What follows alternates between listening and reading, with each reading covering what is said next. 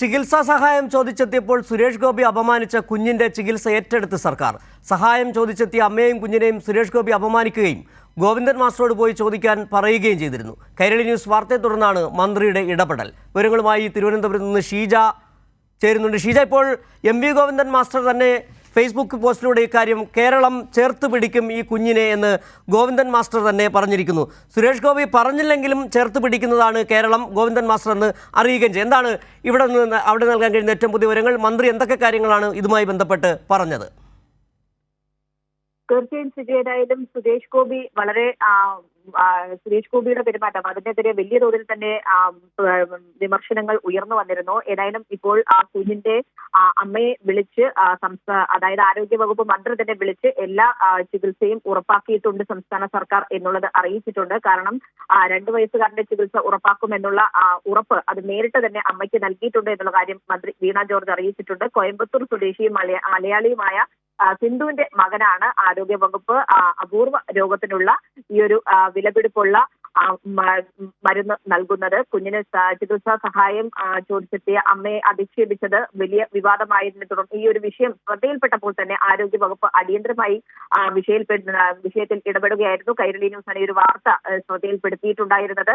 കുഞ്ഞിന്റെ അമ്മയെ ആ രീതിയിലാണ് വിളിച്ച് ഉടൻ തന്നെ അടിയന്തര ഇടപെടൽ നടത്തിയത് എന്നുള്ള കാര്യമാണ് ഇപ്പോൾ ആരോഗ്യമന്ത്രി വ്യക്തമാക്കുന്നത്. അതിനൊപ്പം തന്നെ സൂചിപ്പിച്ചതുപോലെ ഈ 2 വയസ്സുകാരനെ കേരളം സ്നേഹത്തണൽ ഒരുക്കും എന്നുള്ള കാര്യം തന്നെയാണ് ഇപ്പോൾ എം.വി. ഗോവിന്ദൻ മാസ്റ്റർ വ്യക്തമാക്കുന്നത്. കാരണം പോയി എം.വി.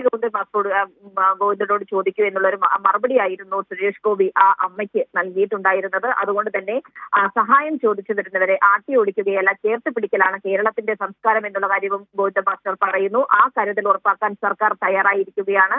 കുട്ടിയുടെ കുടുംബവുമായി ഫോണിൽ സംസാരിച്ച് എല്ലാ പിന്തുണയും വാഗ്ദാനം ചെയ്തിട്ടുണ്ട്. അതുകൊണ്ട് തന്നെ ഉടനെ തന്നെ അവരെ നേരിൽ കാണാനാകുമെന്ന് പ്രതീക്ഷിക്കുന്നതായി ഗോവിന്ദൻ മാസ്റ്റർ പ്രതികരിച്ചു.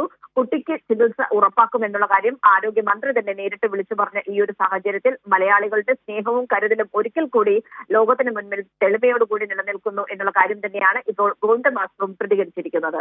ഷീജ, ഈ ആരോഗ്യമന്ത്രി വീണ ജോർജും ഗോവിന്ദൻ മാസ്റ്ററും കുട്ടിയുടെ അമ്മയെ ഫോണിൽ വിളിച്ച് കാര്യങ്ങൾ തിരക്കുകയും ആശ്വസിപ്പിക്കുകയും ചെയ്തു.